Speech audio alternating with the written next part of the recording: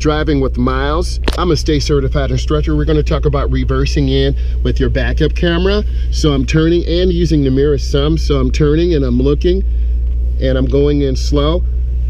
You can see me using my camera now, so I'm going to use that and guide myself. And if you're not sure, just take your time and go in slow.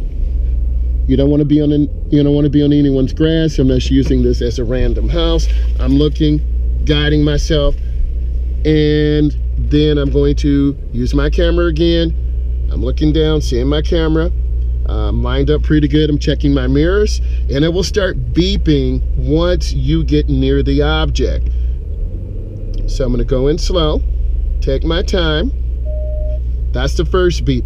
And also on my screen, it tells you the range. It's called Park Sense Ready. And I'm backing in slowly.